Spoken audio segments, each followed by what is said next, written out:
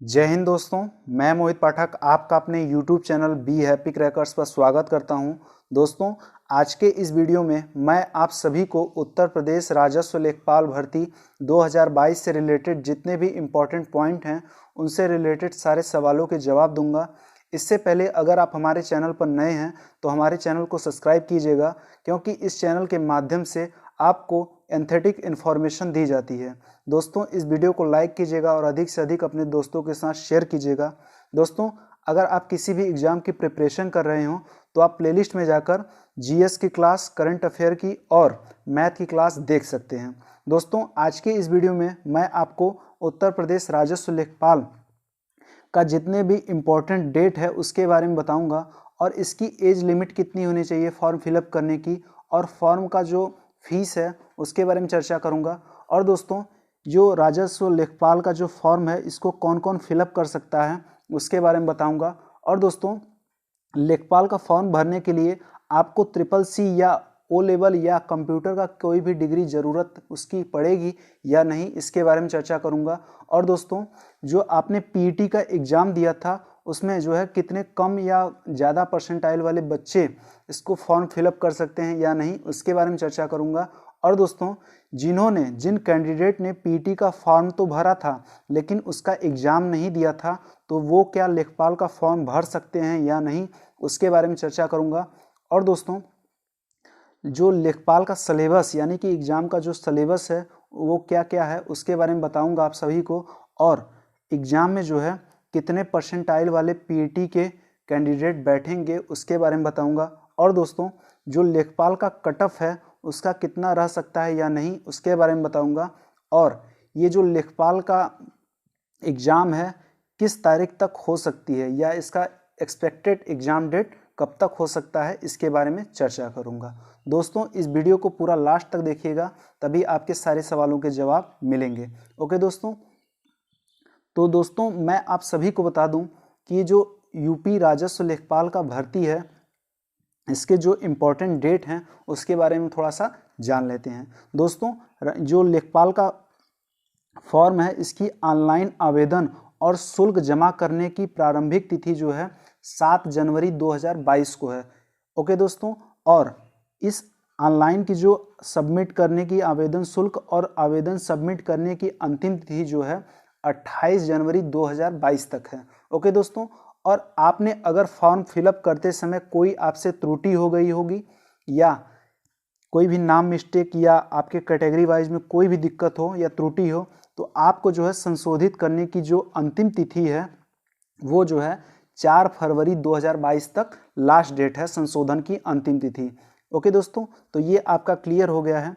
अब दोस्तों ध्यान दीजिएगा, हम थोड़ा सा नीचे स्क्रॉल करके जाते हैं और देखते हैं यहाँ पर लिखा है दोस्तों कि जो राजस्व लेखपाल मुख्य परीक्षा हेतु अभ्यर्थियों की शॉर्ट लिस्टिंग उनके प्रारंभिक अर्हता परीक्षा 2021 पीईटी के स्कोर के आधार पर ही की जाएगी। यानी कि दोस्तों, आप सभी जानते हैं कि आप सभी प्यारे भाइयों ने जो पीईटी का एग्ज़ाम था आप लोगों ने दिया था, तो उन्हीं पीईटी के जो आपने एग्ज़ाम दिए थे उनके रिजल्ट यानी कि परसेंटाइल के आधार पर ही जो है भर्ती बोर्ड शॉर्ट लिस्टिंग जारी करेगी और वहीं कैंडिडेट जो है एग्ज़ाम में बैठ सकते हैं। अब दोस्तों, मैं आपको बताता हूं कौन कौन से कैंडिडेट लेखपाल की भर्ती, लेखपाल का फॉर्म फिलअप कर सकते हैं।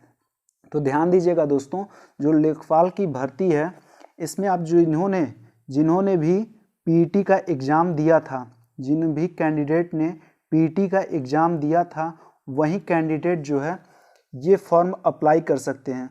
और दोस्तों, मैं आप सभी को बता दूं, जिन कैंडिडेट ने पीईटी का फॉर्म तो भरा था लेकिन उसका एग्ज़ाम नहीं दिया था वो कैंडिडेट इस फॉर्म को फिलअप नहीं कर सकते हैं। ओके दोस्तों, और एक बात मैं आप सभी को बता दूं कि जो है लेखपाल का फॉर्म फिलअप करते समय आपको किसी भी कंप्यूटर डिग्री या CCC या ओ लेवल की कोई भी ज़रूरत नहीं है। यानी कि दोस्तों, अगर आपके पास ये सभी नहीं है कोर्स या सर्टिफिकेट तब भी आप लेखपाल का फॉर्म फिलअप कर सकते हैं, लेकिन आपको जो है पीईटी वाले ही कैंडिडेट इस फॉर्म को फिलअप कर सकते हैं। तो दोस्तों, आपके सारे डाउट्स क्लियर हो गए होंगे। अब दोस्तों मैं आपको बता दूं एक बात हाँ दोस्तों, ये ध्यान रखिएगा कि जो कैंडिडेट पीटी का फॉर्म भरे थे लेकिन उसका एग्ज़ाम नहीं दिए थे, वो कैंडिडेट इस फॉर्म को फिलअप नहीं कर सकते। ओके दोस्तों, अब हम आगे बढ़ते हैं। एक बात दोस्तों, जब भी आप फॉर्म फिलअप कीजिएगा तो ध्यान दीजिएगा कि आप फॉर्म फिलअप करते समय जो भर्ती बोर्ड का मेन वेबसाइट है UP-SSSC करके है, उसी से जो है यहाँ पर देख सकते हैं आप, ये जो आपका वेबसाइट है इसी से आप फॉर्म फिलअप कीजिएगा। यहाँ पर जो है नोटिफिकेशन में ये बात कही गई है। ओके दोस्तों, अब मैं आप सभी को बताने जा रहा हूँ कि ये जो आवेदन की प्रक्रिया है, यानी कि जो आप फॉर्म फिलअप करेंगे उसमें जो है आप सभी को जो रजिस्ट्रेशन नंबर है, यानी कि जो आपने पीटी का एग्ज़ाम दिया था, यहाँ पर देखिए लिखा है प्रारंभिक अर्हता परीक्षा, यानी कि पीटी के रजिस्ट्रेशन नंबर के साथ अभ्यर्थी का प्रामाणिक या लॉगिन होगा। यानी कि दोस्तों आपने जो पीटी में आपका जो रजिस्ट्रेशन नंबर है उनको डालकर जो है दो तरह से इसको ओपन कर सकते हैं। पहला आपका है व्यक्तिगत विवरण के साथ, यानी कि अभ्यर्थी प्रारंभिक अर्हता परीक्षा 2021 के रजिस्ट्रेशन नंबर, जन्म तिथि, लिंग, उत्तर प्रदेश का मूल निवास व श्रेणी संबंधी विवरण भरकर आवेदन हेतु लॉगिन कर सकते हैं। एक तो दोस्तों आपका लॉगिन करने का ये पहला हो गया। और दोस्तों दूसरा बात यह हो गया, दूसरा बात अगर दोस्तों आपको ये डिटेल्स नहीं है तो आप दूसरे तरह से भी लॉगिन कर सकते हैं, यानी कि ओटीपी के माध्यम से आप जो है लेखपाल का जो है लॉगिन कर सकते हैं। यहाँ पर देखिए लिखा है अभ्यर्थी प्रारंभिक अर्हता परीक्षा 2021 के रजिस्ट्रेशन नंबर व रजिस्टर्ड मोबाइल नंबर या ईमेल नंबर प्रेषित किए गए ओटीपी के माध्यम से लॉगिन कर सकते हैं। ओके दोस्तों, तो ये आपकी बात क्लियर हो गई होगी। यानी कि अगर आपने जो पीटी का फॉर्म फिलअप किया था उसमें आपने जो भी मोबाइल नंबर दिया था उसके ओटीपी के माध्यम से जो है आप लॉगिन कर सकते हैं। ओके दोस्तों, अब देखिए यहाँ पर एक बात कही गई है, आवेदन में लिखा है इस भाग में लॉगिन करने के उपरांत अभ्यर्थी को प्रारंभिक अर्हता परीक्षा 2021 में दर्ज की गई अपनी व्यक्तिगत सूचनाएं जैसे नाम, पिता पति का नाम या माता का नाम, उत्तर प्रदेश मूल निवासी, श्रेणी EWS 36, आरक्षण से संबंधित विवरण, जन्म तिथि, लिंग, वैवाहिक, यानी कि ये सभी जितने भी आपके जो भी आपके जो है व्यक्तिगत सूचनाएं हैं आपको इसको फिलअप नहीं करना होगा। आप जैसे ही लॉगिन करेंगे वैसे ही ये सब जो है अपने आप स्क्रीन पर लॉगिन अपने आप हो जाएंगी, प्रदर्शित, यहाँ पर लिखा है ना, स्वतः प्रदर्शित हो जाएंगी। ओके दोस्तों, तो ये आप इतना ध्यान, ये आपके नीचे नहीं है। और हम नीचे देखते हैं तो यहाँ पर देखिए लिखा है फोटो एवं हस्ताक्षर। यहाँ पर देखिए लिखा है दोस्तों इस भाग में अभ्यर्थी द्वारा प्रारंभिक अर्हता परीक्षा 2021 में अपलोड किया गया फोटो एवं हस्ताक्षर स्वतः प्रदर्शित होंगे। अभ्यर्थी द्वारा इसमें कोई संशोधन अथवा परिवर्तन नहीं किया जा सकता। यानी कि दोस्तों जब आपने पीईटी का फॉर्म फिलअप किया था आपका जो उसमें फोटो या हस्ताक्षर था वहीं आपका लेखपाल के इस फॉर्म में अपने आप लॉगिन करने पर स्क्रीन पर जो है प्रदर्शित हो जाएंगी। आप उसमें जो है कोई भी संशोधन नहीं कर सकते, यहाँ पर जो है साफ साफ लिखा गया है। ओके दोस्तों, यहाँ पर देखिए लिखा है अभ्यर्थी फोटो तथा हस्ताक्षर व्यू करने के उपरांत जो है कंटिन्यू बटन क्लिक करते ही अगले पृष्ठ पर चले जाएंगे। ओके दोस्तों, तो ये थोड़ा सा आप लोग ध्यान दीजिएगा। अब ये सब तो आप जानते ही हैं, ये आपके कोई काम की नहीं है। अब दोस्तों यहाँ पर हम देखते हैं आवेदन की जो फीस शुल्क है उसके बारे में हम थोड़ा सा समझते हैं। दोस्तों आप किसी भी कैटेगरी से बिलोंग करते हो, आपका जो फीस है वो 25 रुपये मात्र है। तो ये आपका फीस से रिलेटेड सारे डाउट्स क्लियर हो गए। और दोस्तों जो भी कैंडिडेट स्वतंत्रता संग्राम सेनानी के आश्रित या भूतपूर्व सैनिकों एवं महिलाएं अभ्यर्थियों द्वारा क्रमांक 1 से 4 तक उल्लिखित उनकी मूल श्रेणी के अनुसार फीस शुल्क देय होगा। यानी आपके लिए भी जो है इतना ही है। ओके दोस्तों, शुल्क जो है आपके 25 रुपये हैं, टोटल जो है आपके 25 रुपये हैं, किसी भी आपके कैटेगरी से बिलोंग करते हो। ओके दोस्तों, अब दोस्तों मैं आप सभी को बताता हूँ, यहाँ पर देखते हैं नीचे क्या लिखा है।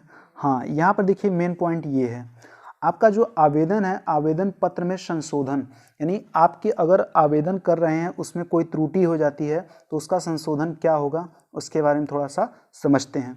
ध्यान दीजिएगा दोस्तों, यहाँ पर लिखा है अभ्यर्थी आवेदन फीस शुल्क जमा करने के उपरांत ही अपने आवेदन पत्र में संशोधन कर सकते हैं। ओके दोस्तों, मैंने आपको बताया था कि जो है अगर 28 तारीख तक जो है लास्ट डेट है फॉर्म फिलअप करने का। अगर फॉर्म फिलअप करते समय कोई त्रुटि हो जा रही है तो आप फॉर्म जो है 4 फरवरी को जो है लास्ट डेट है आपका संशोधन करने का।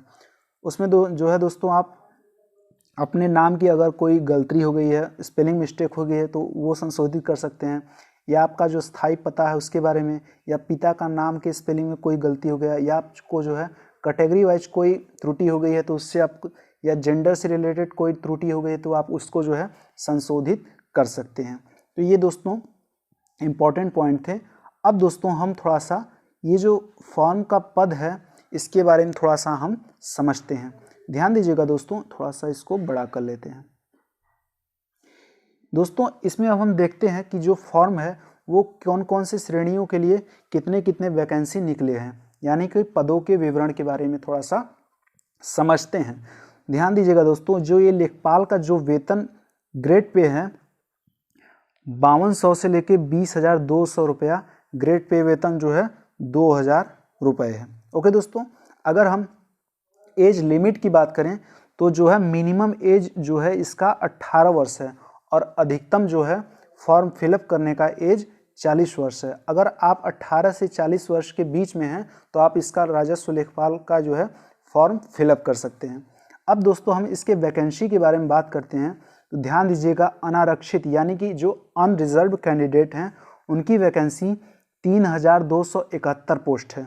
और दोस्तों जो अनुसूचित जाति के हैं उनकी वैकेंसी जो है 1,690 पोस्ट है। और अनुसूचित जनजाति यानी कि जो ट्राइबल वाले होते हैं उनकी जो है वैकेंसी 152 है। और दोस्तों जो अन्य पिछड़ा वर्ग है उनकी जो है 2174 वैकेंसी निकली गई है। और जो आर्थिक रूप से कमजोर वर्ग के अभ्यर्थी हैं यानी कि जो EWS के कैंडिडेट हैं उनकी टोटल वैकेंसी जो है 798 वैकेंसी निकली गई है। यानी कि अगर हम टोटल पोस्ट के बारे में बात करें तो टोटल पोस्ट जो है आपका 8,085 पोस्ट जो है निकला गया है। ओके दोस्तों, और यहाँ पर देखिए एक बात और लिखी गई है, यहाँ पर अभ्युक्ति में लिखी गई है स्थायी अथवा अस्थायी, यानी कि दोस्तों ये गवर्नमेंट ही जॉब है। ओके दोस्तों, तो ये आपके जो है मेन पॉइंट थे। और मेरे ख्याल से नीचे जो है इसमें दोस्तों ये भी लिखा गया है जो आपके जो स्वतंत्रता सेनानी संग्राम के कैंडिडेट हैं उनके बारे में यहाँ पर लिखा गया है। उसी में से जो है यहाँ पर देखिए लिखा गया है जो स्वतंत्रता संग्राम सेनानी के आश्रित हैं उनकी पदों की संख्या 149 है। और जो विकलांग कैंडिडेट हैं यानी कि दृष्टिबाधित का इसमें नहीं लिखा गया है, नई वैकेंसी निकली गई है। बधिर व श्रवण शक्ति में 102 कैंडिडेट का है। उसी प्रकार से दोस्तों यहाँ पर जो है महिला कैंडिडेट की जो है 1604 पोस्ट है। और सैन्य वियोजित भूतपूर्व जो सैनिक है उनका जो है 387 है। ओके दोस्तों, तो ये आपके डाउट्स क्लियर हो गए।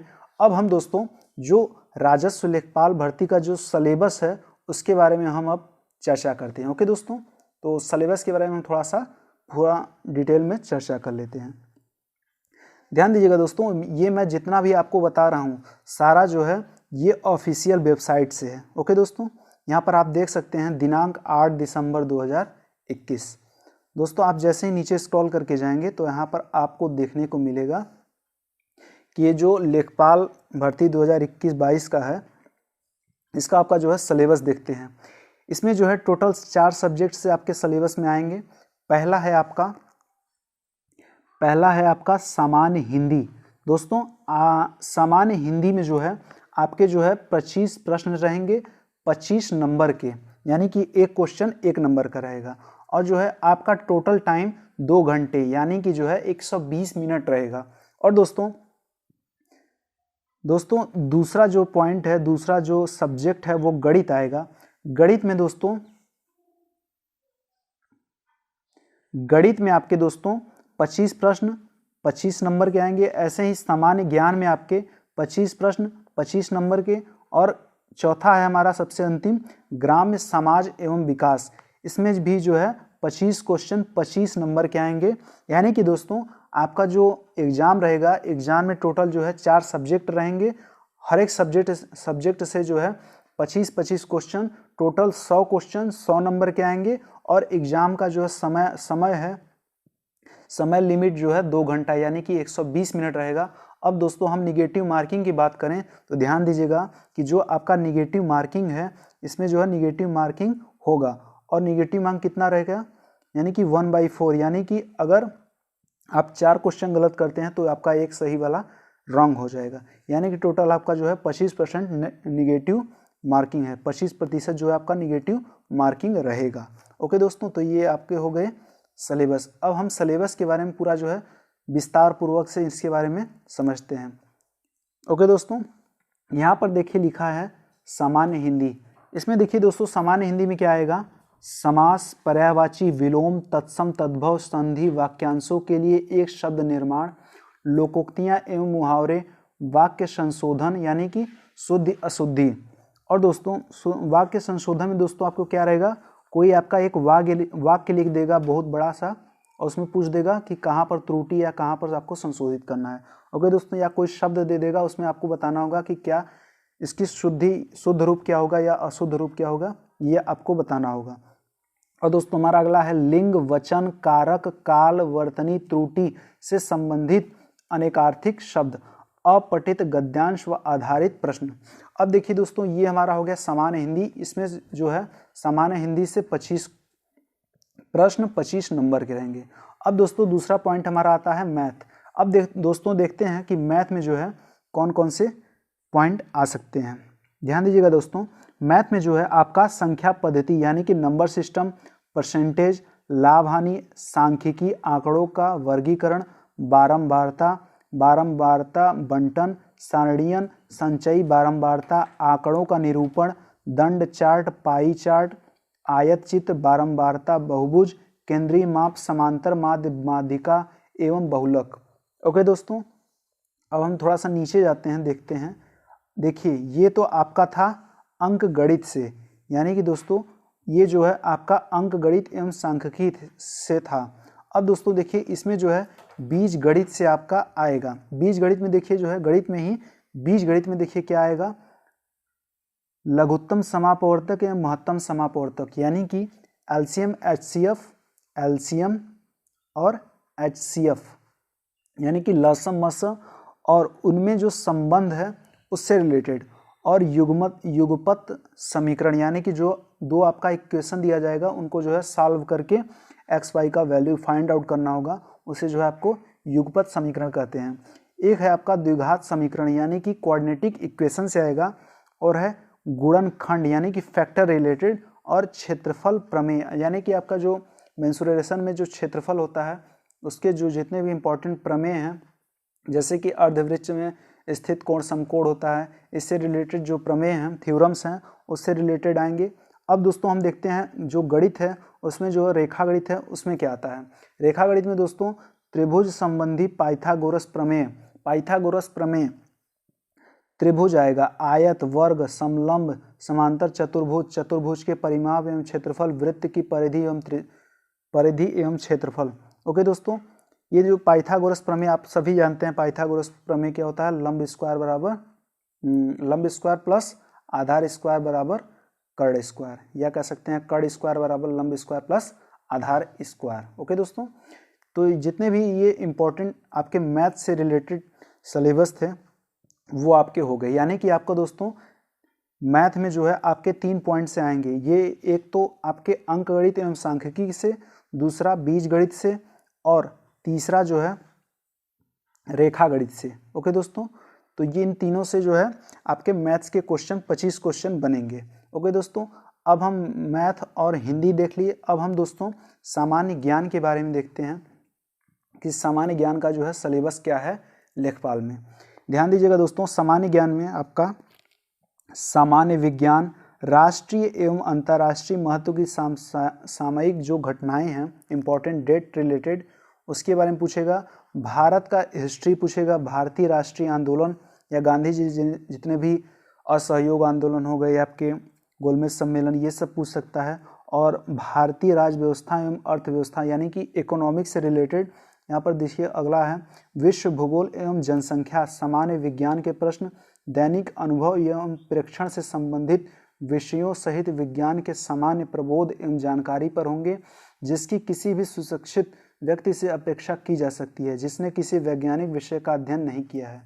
यानी कि दोस्तों यहाँ पर कहने का मतलब ये है कि जीएस में आपका जो डेली लाइफ में जितने भी डेली लाइफ से जुड़े हुए हैं उनसे रिलेटेड क्वेश्चन पूछे जाएंगे। ओके दोस्तों, अब देखिए इसी में है भारत के इतिहास के अंतर्गत आर्थिक, सामाजिक एवं सांस्कृतिक एवं राजनीतिक पक्षों की व्यापक जानकारी पर ध्यान देना होगा। यानी कि करंट में कौन क्या चल रहा है सामाजिक, सांस्कृतिक एवं राजनीतिक से रिलेटेड, उससे पूछे जाएंगे क्वेश्चन। और दोस्तों इसी में है भारतीय राष्ट्रीय आंदोलन पर अभ्यर्थियों से भारतीय स्वतंत्रता आंदोलन की प्रकृति एवं विशेषता, राष्ट्रवाद का अभ्युदय एवं स्वतंत्रता प्राप्ति के बारे में सामान्य ज्ञान अपेक्षित है। इसी में है आगे भारतीय राज्य व्यवस्था एवं अर्थव्यवस्था के अंतर्गत भारतीय राज्य व्यवस्था, भारतीय संविधान, भारत की अर्थव्यवस्था एवं नियोजन के व्यापक लक्षणों की जानकारी पर प्रश्न होंगे। ओके दोस्तों, इसी में दोस्तों हम आगे देखते हैं। यहाँ पर आप देख सकते हैं इसमें जो है विश्व भूगोल, जनसंख्या में केवल विषयों की सामान्य जानकारी की परख होगी, जिसमें भारत के भूगोल में भौतिक, पारिस्थितिक एवं आर्थिक सामाजिक जाननांकीय पक्षों पर विशेष बल दिया जाएगा। अभ्यर्थियों से उपरोक्त की सामान्य जानकारी अभिज्ञा विशेषता उत्तर प्रदेश के परिप्रेक्ष्य में अपेक्षित है। कंप्यूटर के प्रारंभिक ज्ञान से संबंधित प्रश्न होंगे। यानी कि दोस्तों कुल मिलाकर जो है आपका जो जीएस वाला पोर्शन है इसमें जो है आपका कंप्यूटर से रिलेटेड 1 या 2 क्वेश्चन आपके बनेंगे। यानी कि जो कंप्यूटर है आपका उससे रिलेटेड 1 या 2 क्वेश्चन बन सकते हैं। यहाँ पर दोस्तों साफ साफ लिखा है। और आपका जो जियोग्राफी है, भूगोल, उसमें जो है आपका विश्व भूगोल से रिलेटेड बन सकते हैं क्वेश्चन। और दोस्तों जो आपका मॉडर्न हिस्ट्री है, यानी कि जो गांधी जी से रिलेटेड जितने भी आंदोलन है, यानी कि जो गांधी युग है आपका, उससे रिलेटेड क्वेश्चन आपको देखने को मिलेंगे एग्जामिनेशन में। ओके दोस्तों, और जो सामान्य विज्ञान है, सामान्य विज्ञान में आपके दोस्तों साइंस, केमिस्ट्री और बायो, ये तीनों आ जाएंगे सामान्य विज्ञान में। और दोस्तों आप जो हमारे दैनिक जीवन में जो उपयोगी हैं उसके रिलेटेड भी क्वेश्चन पूछे जाएंगे। और करंट अफेयर में भी जो यानी कि जो सामाजिक, आर्थिक, सांस्कृतिक है और राजनीतिक कहाँ क्या हो रहा है उसके बारे में क्वेश्चन आपके सामान्य ज्ञान में देखने को मिलेंगे। अब हम दोस्तों आपका जो सबसे लास्ट चौथा पॉइंट सिलेबस में है, इसका नाम है ग्राम्य समाज एवं विकास। इसमें दोस्तों आपका ग्राम्य विकास भारतीय संदर्भ में, ग्राम्य विकास कार्यक्रम, ग्राम्य विकास योजनाएं एवं प्रबंध, ग्राम्य विकास शोध प्रणालियां, ग्रामीण स्वास्थ्य योजनाएं, ग्रामीण सामाजिक विकास, ग्राम्य विकास एवं भूमि सुधार, त्रिस्तरीय जो पंचायती राज व्यवस्था है उससे रिलेटेड, और जो केंद्र व राज्य सरकार की ग्राम्य विकास से संबंधित योजनाएं हैं उनसे रिलेटेड क्वेश्चन पूछे जाएंगे। यानी कि दोस्तों जो चौथा वाला पार्ट है इसमें जो है विशेष रूप से आपका जो भारत का पंचायती राज व्यवस्था है और जो केंद्रीय व राज्य स्तरीय रिलेटेड जितने भी इम्पोर्टेंट परियोजनाएं या योजनाएं हैं उनसे क्वेश्चन पूछे जाएंगे। और आपके जो ग्राम स्तर जितने भी विकास के कार्यक्रम होते हैं उनसे रिलेटेड क्वेश्चन बनेंगे इसमें। ओके दोस्तों, तो ये आपके जो है संपूर्ण सिलेबस हो गया। यानी कि ये जो जितना भी मैंने आपको सिलेबस बताया है ये जो है एकदम बिल्कुल ही सही और सटीक जो है सिलेबस मैंने आपको सही पूरा विस्तार पूर्वक बता दिया है। और दोस्तों मैं आप सभी को बता दूं कि फॉर्म तो भारत सरकार, ये जो भर्ती बोर्ड है, फॉर्म तो सभी से फिलअप करवाएगी, लेकिन दोस्तों ये इसका जो एग्ज़ाम बैठने जाएंगे पेपर देने, हमें नहीं लगता कि जो है सारे कैंडिडेट इसमें जो है फॉर्म फिलअप करने वाले जो है एग्ज़ाम हॉल में बैठेंगे। क्योंकि दोस्तों आपने देखा था नोटिस में कि जो है जितने भी अभ्यर्थी पीटी एग्ज़ाम दिए थे उनका जो है एक शॉर्ट लिस्टिंग किया जाएगा। उन्हीं से जो है शॉर्ट लिस्टिंग से हमें लग रहा है दोस्तों कि आपके टोटल जो है 4 से 5 लाख कैंडिडेट जो है एग्ज़ाम हॉल में बैठने को आपको देखने को मिलेंगे। ओके दोस्तों, तो ये आपका जो जितना भी इन्फॉर्मेशन था, सही एवं सटीक इन्फॉर्मेशन, ये आपको दोस्तों बता दिया।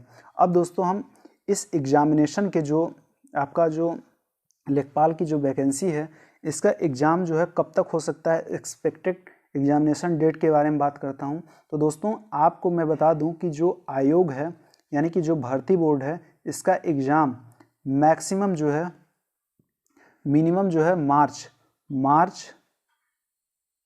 मार्च मंथ में जो है इसका एग्ज़ाम हो सकता है, मार्च में या अप्रैल के स्टार्टिंग तक आपका जो है इसका एग्ज़ाम श्योरिटी के साथ हो सकता है। ओके दोस्तों, तो आप सभी अपनी तैयारी में जुट जाइए और मेहनत से अपना जो है अपना प्रिपरेशन कीजिए।